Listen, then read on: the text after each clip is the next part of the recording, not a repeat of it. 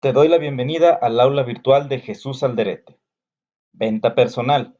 El tema de hoy, neuroventas. Basado en el libro Véndele a la mente, no a la gente de Jürgen Klaritz. Esta nueva economía no deja diferenciarse y menos vender es muy difícil. Sin embargo, la ciencia está cambiando los resultados. En el pasado vender era una técnica, ahora es ciencia, y conocer cómo funciona la mente humana te ayudará a hablar menos y vender más, minimizar el impacto del precio bajo, entender los miedos de la gente y así poder crear un discurso adecuado para poder ayudar a todos ellos en su toma de decisión. Hoy es parte fundamental del proceso de venta, no importante si eres emprendedor o vendes productos industriales o servicios intangibles. Es que el que sale a vender miedo allá afuera, que hay miles de personas y miles de mercaderos y publicistas que utilizan la venta del miedo, incluyendo los políticos, están totalmente equivocados, porque lo que yo he podido probar es que cuando tú le vendes miedo al cerebro, el cerebro se cierra al mensaje. Lo que hay que hacer es entender el miedo de la gente para crear una solución para minimizar el miedo, que eso es diferente. Totalmente diferente. Jürgen Klaritz es uno de los pioneros y máximo exponente de las neuroventas a nivel internacional. Y este taller práctico no solo te pasará las bases teóricas, sino las prácticas y modelos para que tú puedas usar estas herramientas para lograr un aumento de ventas elocuente. Y estos puntitos de acá es lo que los lentes me están diciendo que está viendo esta persona. Aquí me está marcando la atención, la emoción, la recordación, hemisferio izquierda, hemisferio derecho, y va calculando acá hasta que la cotorra vendedora, que no sabe lo que está diciendo, va haciendo que ahorita nos caigamos un pozo y probablemente por este pozo ya nos rescate y al final la efectividad es muy baja y no vas a comprar carro. Hoy, su modelo de capacitación en neuroventas es parte de la capacitación de empresas líderes de seguros, automóviles, inmobiliarias y empresas del sector industrial en 38 países en 3 continentes. Las neuroventas están cambiando la forma como vender y es por esto que su nuevo libro, Véndele a la mente y no a la gente, es el libro de ventas más vendido en Hispanoamérica. Bueno, este es un muro de objeciones porque cuando tú tienes malos recuerdos, es muy difícil que tu boca pueda ir contra una objeción. Este gras, ¿no?, artificial se desmembraba, ¿no? Sí, se soltaba. Y sigue siendo la misma marca. Entonces tú llegas con este cliente y te dice, ¿cuál es tu marca? X, ¿sí? Y te dice, uy, pero me han dicho que se rompe con mucha facilidad, que no dura, ¿no? Y tú dices de entrada, no, eso no es cierto. Yo le doy 3 años de garantía. Eso no es cierto. ¿Sabes qué pasa con el cerebro del otro lado? Se bloquea. Entonces es más efectivo como un vendedor, un neurovendedor, decir, ¿sabe qué? En el pasado pasaba eso, tiene usted toda la razón, pero la tecnología ha cambiado. Déjeme mostrarle cómo funciona mi tecnología. Aquí tengo un recorte que explica, ¿sí?, cómo el Real Madrid en sus canchas de fútbol en Madrid utilizó ese gas sintético y ha sido todo un éxito. Y traes el artículo y se lo das y lo agarra, ¿sí? El momento que él toca el papel, te cree. Da herramientas para pensar y replantear realmente tu negocio. Esto fue un extraordinario encuentro con todas las posibilidades que uno ha dejado pasar. Una pregunta, yo he tenido muchos malos resultados con los focus group porque eso es cuando tienes un producto, pero cuando vas a lanzarlo, generalmente se hace focus para ver bajo qué parámetro vas a poner un precio. Sí. Entonces el focus... Uy, el precio con la gente es terrible. absolutamente el fracaso número del focus group. Y si lo pones a la competencia, no te diferencias. Entonces, el precio, tú tienes que ser consciente de los valores simbólicos, ¿no? Valores agregados y valores simbólicos. Esas son las dos cosas que determinan el precio de algo y que la gente no se asuste. Sé parte de este taller práctico ahora en tu ciudad y recuerda que el que puede vender puede lograr.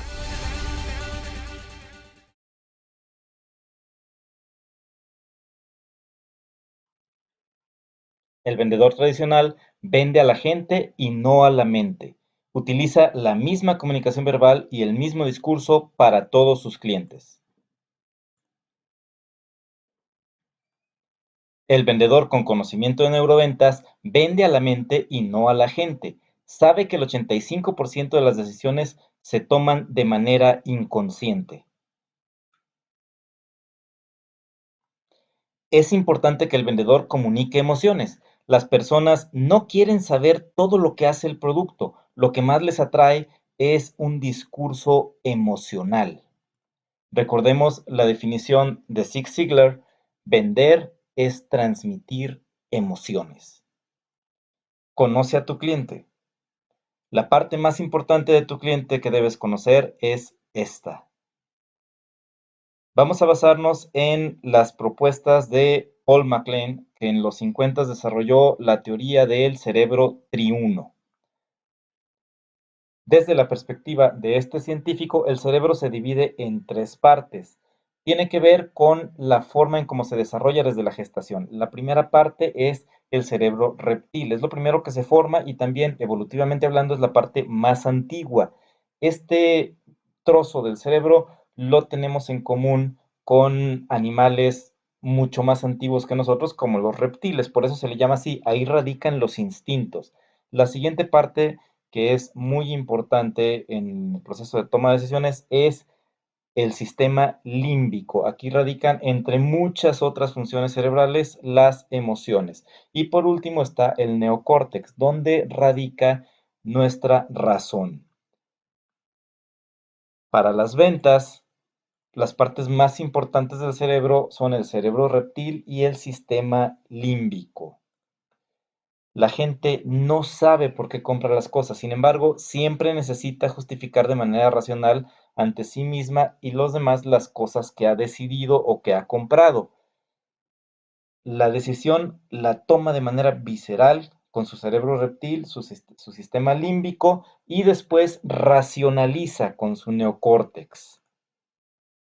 Siempre existe esta como dualidad entre la parte emocional y la parte de instintos contra la parte lógica. Existe esta, pues, entre rivalidad y entre complicidad al final de la toma de decisiones.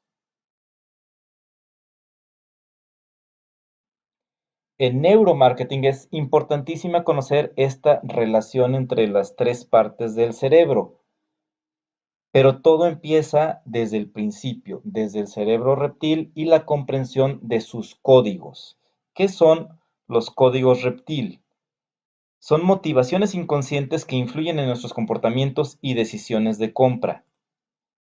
Son los siguientes: necesidad de dominación o poder, necesidad de control, trascendencia, exploración, libertad, placer, sentido de pertenencia, reto, unión de la tribu o familia, seguridad y reconocimiento. Todos estos códigos reptil son realmente los motivadores, desde la perspectiva de neuromarketing, que van a generar la decisión de compra. Proceso de decisión. Desde neuromarketing, el proceso de compra se divide en atención, emoción y recomendación. En un proceso de compra, lo instintivo, lo emocional y lo racional interactúan a través de los neurotransmisores, que son mensajeros químicos que transmiten información. El primero en la lista es la noradrenalina. Es la búsqueda de lo novedoso, sorpresivo e inesperado. Es mostrar al cliente las cosas desde un ángulo que nunca había visto, abrir su abanico de posibilidades desde la sorpresa.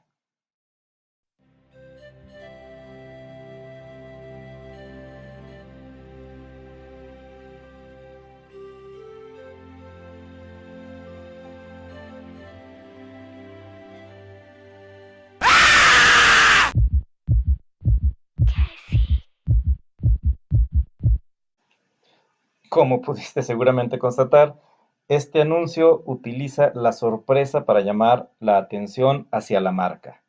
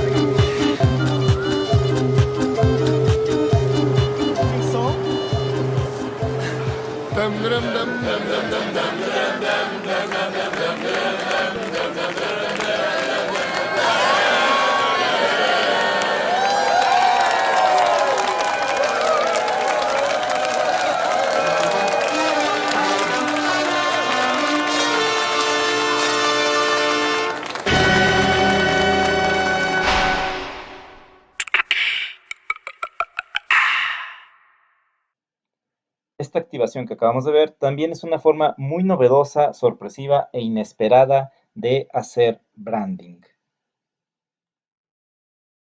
Dopamina es la indulgencia, facilidad y recompensa. Hacerle sentir al cliente que es inteligente, darle razones, mostrarle valores agregados, hacer que se sienta único. Recordemos a Dale Carnegie y su principal enseñanza de su libro Cómo hacer amigos y ganar influencia en los demás, que es hacer que la gente se sienta importante.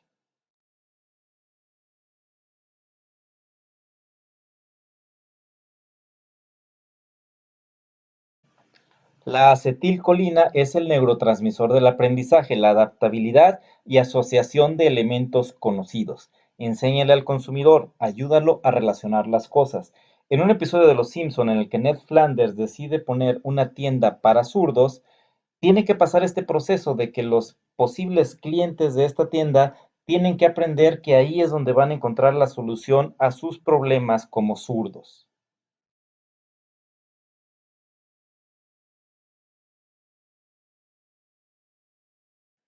A través de otros estudios de neuromarketing se ha constatado que al experimentar dolor físico, una punzada o un golpe, hay una parte del cerebro en donde se registra esta actividad eléctricamente. Lo interesante es que cuando se expone a un sujeto de estudio a un precio que puede considerarse elevado, que esté, digamos, fuera de la razón o del criterio del cliente como para pagar por el producto que se le está presentando, al ver este precio elevado, se activa la misma parte del cerebro que si hubiera recibido un golpe o una punzada. Esto valida la expresión me duele el codo. Cuando se experimenta dolor, se liberan endorfinas, que es el neurotransmisor con el que se lidia contra el dolor.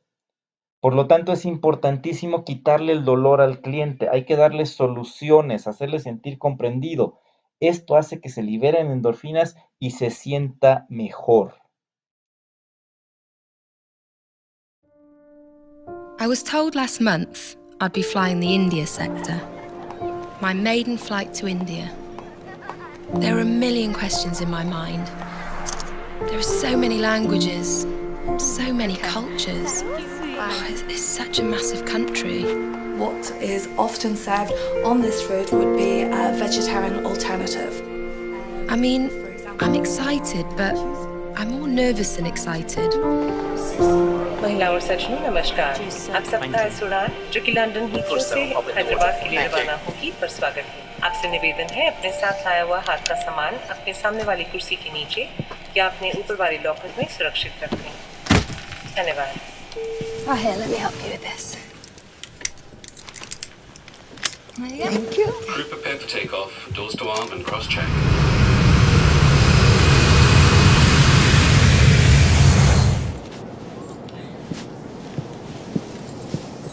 Let me help you. Okay? Thank you.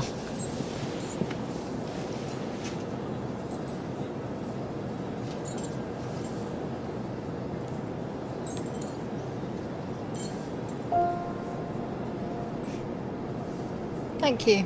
No problem.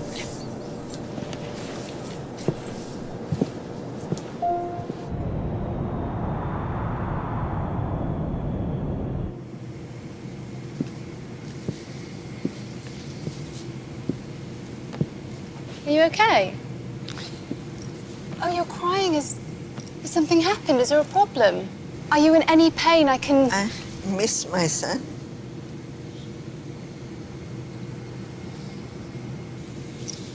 Look, we're not in the same position, but I really do understand. You know, when you miss someone, you miss someone. But look on the bright side. Think of your family back in Hyderabad. They miss you too. And I bet they're so excited to meet you. Yeah? Look, why don't we take your mind off things? Put on a good movie. Okay? Right, so let's pop these in. Right? this. Right. You could tell me which one. That one? No?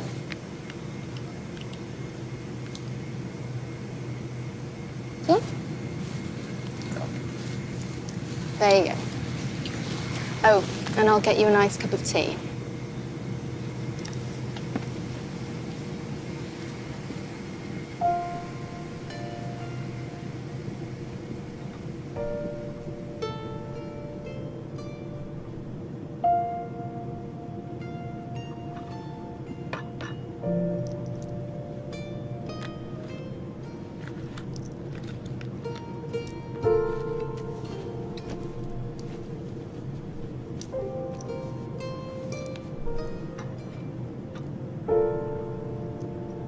Thank you. Thank you. Bye-bye. Thank you. Thank you so much. Oh, you're welcome. Hazle sentir a tu cliente que te importa quitarle su dolor y te lo agradecerá por siempre. Serotonina. Se produce al vivir emociones, sentirlas y expresarlas. Por ello, transmite tus emociones y sensibilízate hacia las emociones del cliente. Recordemos en la clase de demostración, cuando vimos la exhibición del Miracle Blade y la emoción que sentían los clientes al cortar las piñas de un solo tajo con este cuchillo, tú también sentiste esas ganas de hacerlo, todos lo sentimos. Aquí hay un video de alguien que llegó al extremo de comprar el cuchillo y probar para ver si realmente era cierto lo que promete el anuncio. Oh, look at this. Here it is. This is the all-purpose slicer. This is the baby that's going to cut the pineapple. This is the baby that's going to cut the bread, and I'm going to drop a tomato on it, and we're going to see if it cuts all these things. The all-purpose slicer. Hi, I'm Chef Tony, and now there's a knife so sharp you can cut a pineapple in midair. Okay, ready? Ready? Here we go.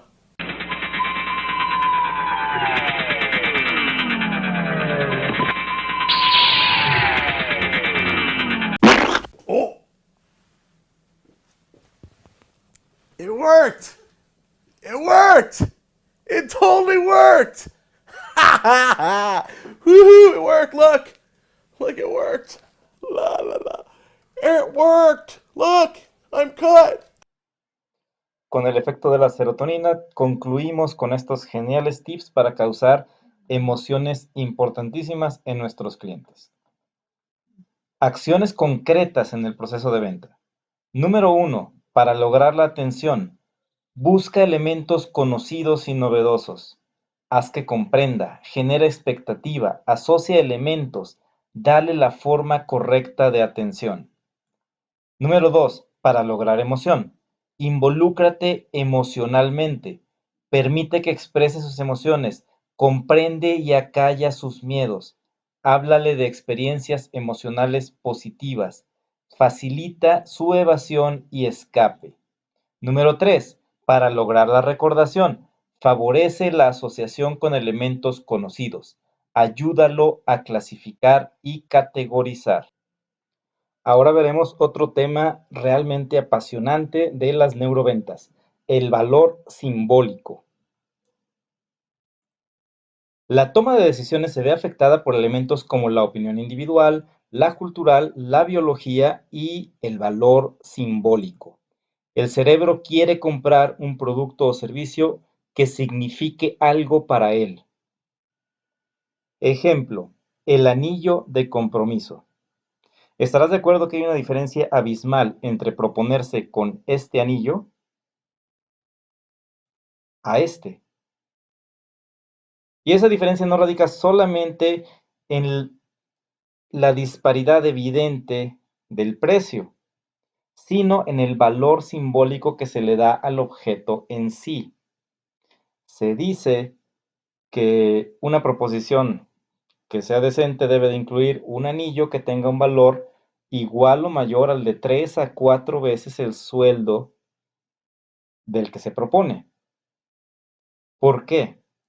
Estudios de neuromarketing indican que inconscientemente la mujer percibe al anillo como una especie de seguro, Si las cosas salen mal, el valor del anillo, el valor económico del anillo se convierte en un valor para un restart, para volver a iniciar, para tener un comienzo vendiendo el objeto que definitivamente no les gustaría conservar y con esa cantidad poder tener un nuevo comienzo. Ese es el valor simbólico, por eso es tan importante, aunque no se reconozca este hecho de manera consciente. Esa es la razón por la que la campaña de De Beers A Diamond is Forever es tan poderosa, porque la promesa es para siempre. Si sale mal, de todos modos se puede volver a empezar. Finalmente veremos 20 neurotips propuestos por Jürgen Klaritz para vender mejor. Y el tema anterior tiene tanta importancia que es el número 1. Busca el código simbólico de tu producto y adáptate a él. Por ejemplo, ¿cuál es el valor simbólico de una Ford Lobo? Shrek no lo puede explicar.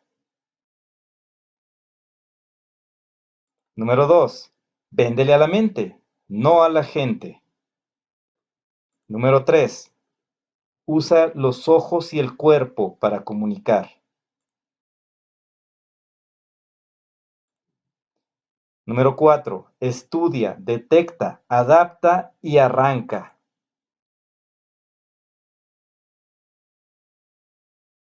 Número 5. Activa las emociones de tu cliente.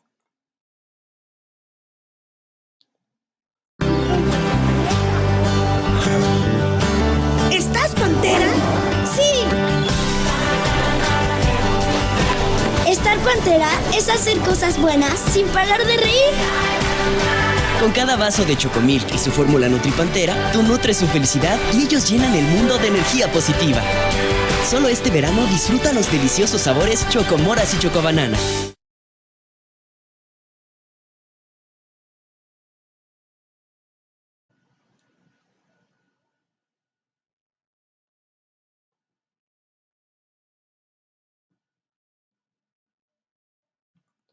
Número 6. Encuentra la venta reptil. Antes de visitar a tu cliente, primero regresa a esta imagen y analiza cuál es el reptil que más va a darle motivación. Veamos un ejemplo en el que el reptil es puramente la libertad.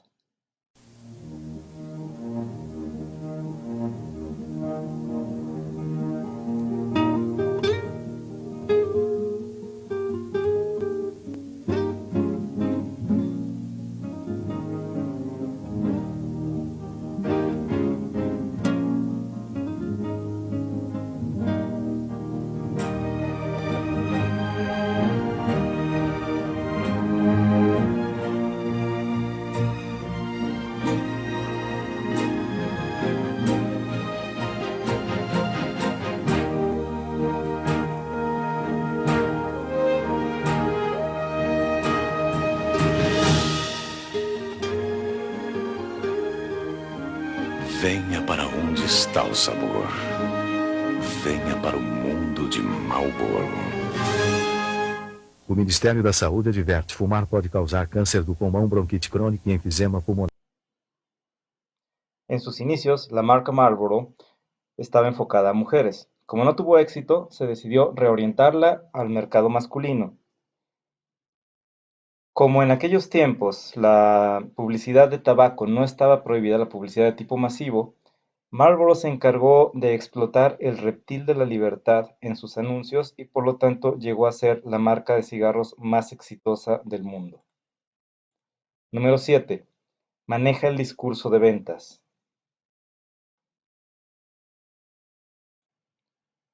You don't stand in front of a mirror before a run and wonder what the road will think of your outfit.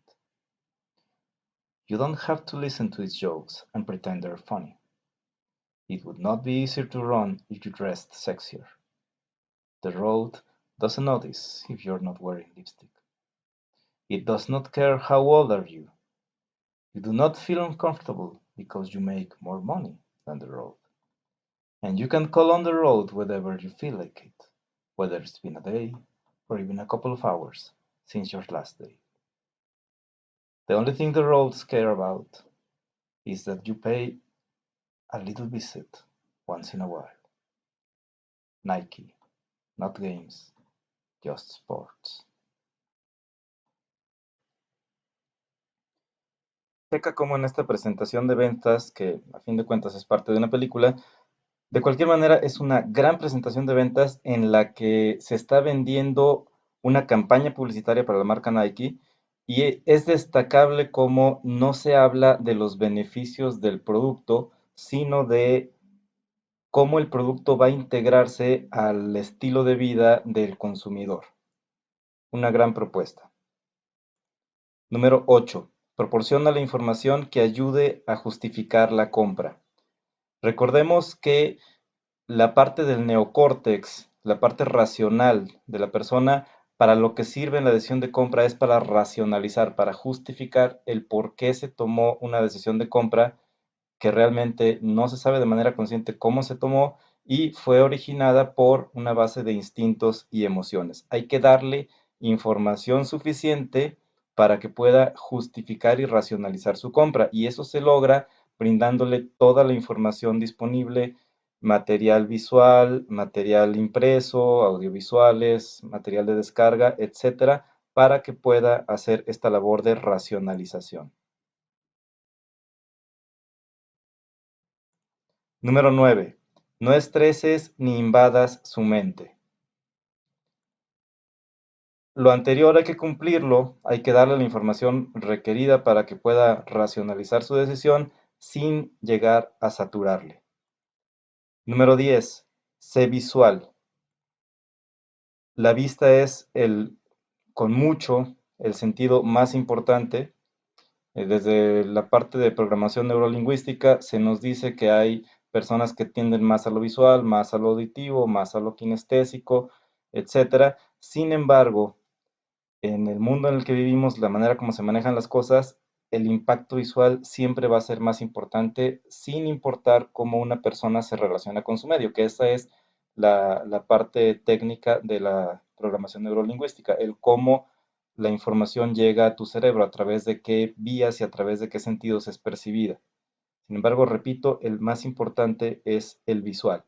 Ahora, aunque hay que darle más énfasis a la parte visual, lo mejor es atacar a los 5 sentidos a la vez. Número 11. Pide que toque, siente e interactúe. Reforzando lo anterior, es mucho más completo un estímulo multisensorial que simplemente visual.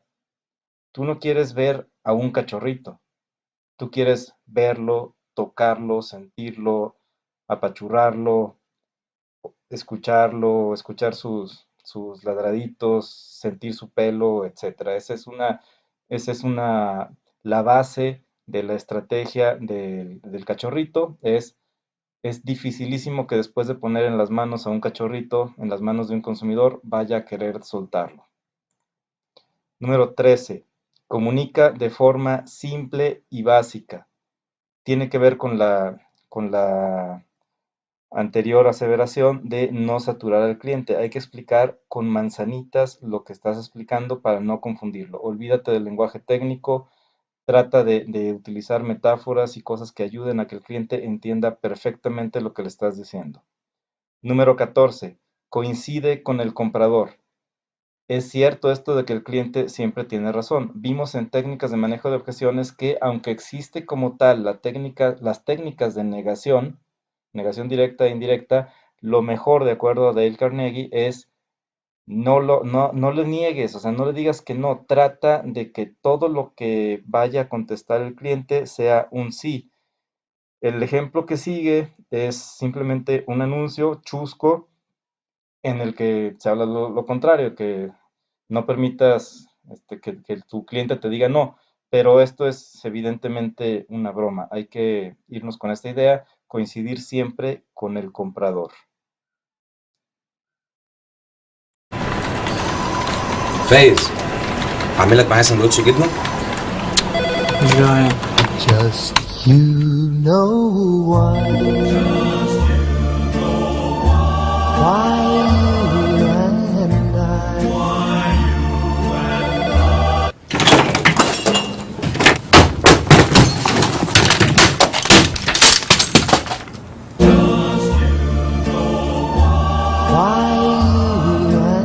campaña de Mate Nunca le digas الهاشلة. no a Panda fue muy exitosa. Sin embargo, lo que se puede hacer en publicidad definitivamente a veces no se puede hacer en ventas.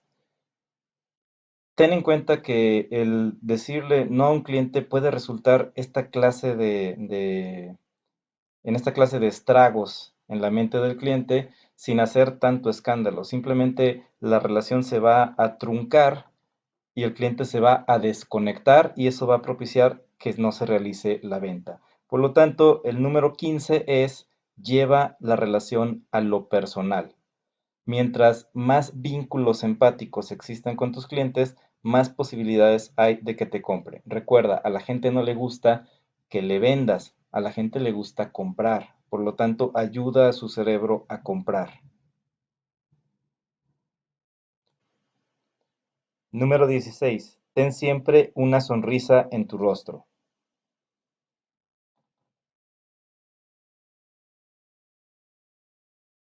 Número 17.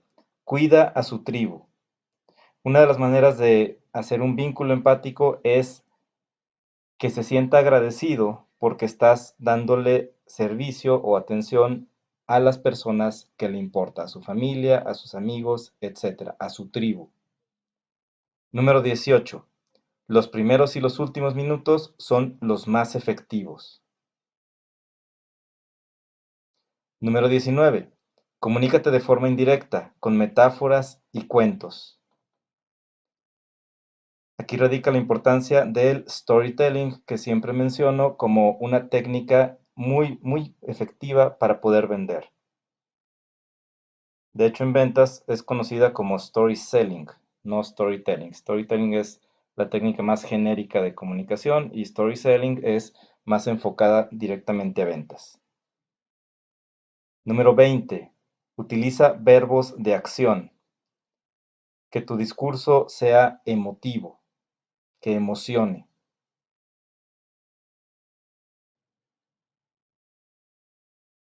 Una vez que hemos conocido todos estos elementos, podemos por fin realizar la estructura de un discurso de neuroventas. Lo primero que tenemos que hacer es identificar a qué segmento pertenece nuestro cliente para así poder conocer su reptil y su miedo. Evidentemente, esto lo vamos a poder lograr solamente utilizando escucha activa, profundizando en la relación, haciendo las preguntas adecuadas.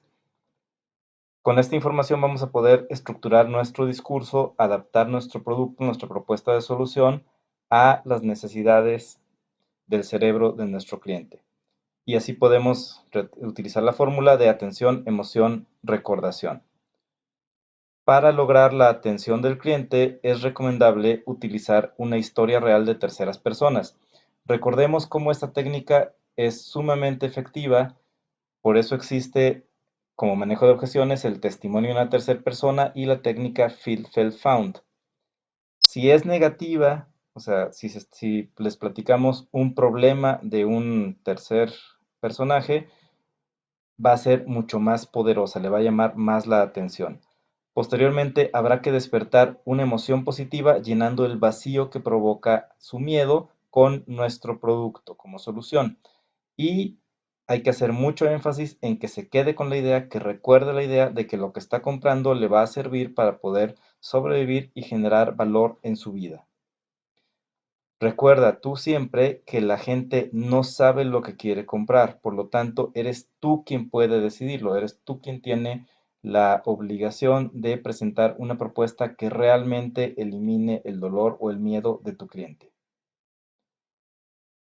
En un principio hablamos de segmentación, de identificar el segmento al que pertenece. Es bien importante el aspecto de la segmentación desde neuroventas.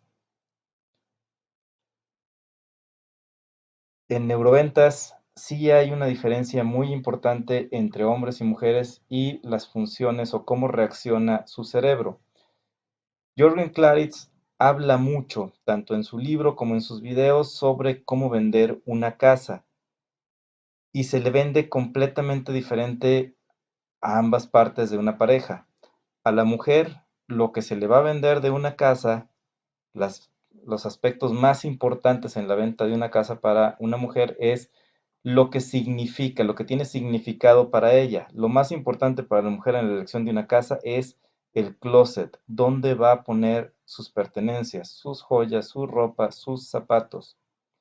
El segundo lugar más importante es el baño, porque para la mujer es un lugar de reclusión, es un lugar de aislamiento en donde va a poder relajarse. El otro punto más importante de una casa para una mujer es la cocina, es como su centro de mando. No solamente es un lugar para cocinar, sino también en esa mesa seguramente se va a sentar a hacer tareas y a dirigir en sí a la familia. Mientras que para un hombre el lugar más importante es la sala, donde va a ver sus deportes, donde va a estar con sus amigos, la parte del patio, jardín o cochera donde va a hacer sus carnitas asadas y el lugar en donde va a tener sus herramientas y también va a aislarse y tener sus momentos de soledad. Entonces, esto nos da una idea de que aquí no tiene cabida o no es reprobable o alabable el tema de la diferencia de género, es una realidad fisiológica desde esta perspectiva, hay que tomarlo como tal, y también el diferencial de edad. La edad también tiene un papel muy importante desde neuroventas y no se puede vender el mismo producto de la misma forma a ambos géneros y con un rango de edad de 20 a 30 años. Esto es imposible, es simplemente ineficiente. Erik Erikson, un psiquiatra muy famoso, tiene una teoría de que existen 8 edades en la vida de una persona. Partamos desde este punto. La primera edad es la de confianza básica contra desconfianza básica, de 0 a 1 año. Aquí hay una dependencia total de la madre. Si el bebé es desatendido, entonces se va a desarrollar en él desconfianza. La segunda edad es autonomía contra vergüenza y duda, de 1 a 3 años. Lo mismo, si el infante no es lo suficientemente atendido, va a desarrollar dudas y vergüenza. La etapa 3 es iniciativa contra culpa, de los 3 a los 6 años.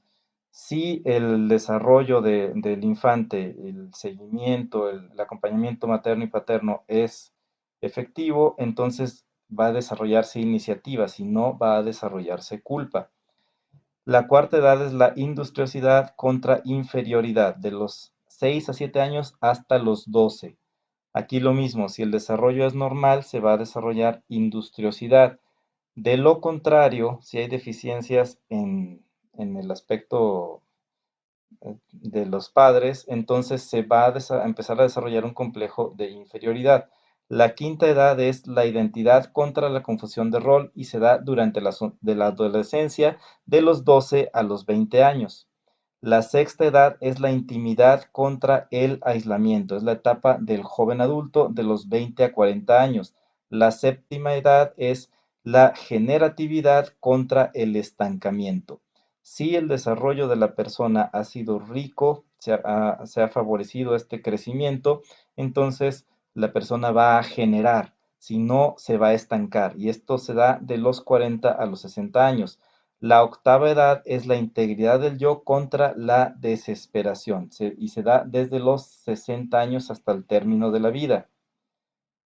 De tal manera que tenemos esta gráfica. Sin embargo, se puede ver que hay periodos enormes de tiempo en los que sí existen diferencias. Podemos completar esta teoría haciendo estas reflexiones. Toda la parte de la infancia realmente se puede manejar así, de 0 a 1, de 1 a 3, de 3 a 6, de 6 a 2. Esos son segmentos correctos. Nótese que el último segmento, la edad número 4, comprende la etapa de la primaria, aproximadamente de los 6 a 12 años, igual la etapa preescolar de los 3 a los 6. La realidad es que las etapas de la vida coinciden mucho con las etapas del sistema educativo. Y aquí es donde brinca la primera diferencia, con la etapa o con la edad número 5. Es enorme la diferencia entre 12 a 20 años. ¿Por qué? Porque aquí pasan 2 etapas en la historia educativa de la persona. De 12 a 15, la secundaria, y de 15 a 20, la preparatoria, más o menos, y de 20 a 25, la universidad. Entonces, bueno, Aquí sería más recomendable tener esta segmentación por el momento educativo en el que está cursando la persona, 12 a 15, 15 a 20, 20 a 25. Para la siguiente edad, también tendríamos una correcta segmentación que estuviera pues más diferenciada, de 25 a 30, 30 a 35, 35 a 40. Aquí la sugerencia es utilizar segmentos siempre de 5 años. 20 a 40 es enorme. 20 a 40 implica ya la procreación de un hijo y que el hijo casi salga de la casa. La persona que apenas tiene un bebé de 1 o 2 años es completamente diferente a la persona que tiene un postadolescente de cerca de 20 años. Por lo tanto, hay que separar así las edades. Aquí ya esto va a coincidir de los 25 a los 30 con la posibilidad de ya tener los primeros hijos, y esto quiere decir que las etapas de la vida se relacionan con las etapas de la vida de los hijos, que sería pues la parte preescolar, la parte de primaria, la parte de secundaria, y también más o menos va a ir relacionada de 5 en 5 años.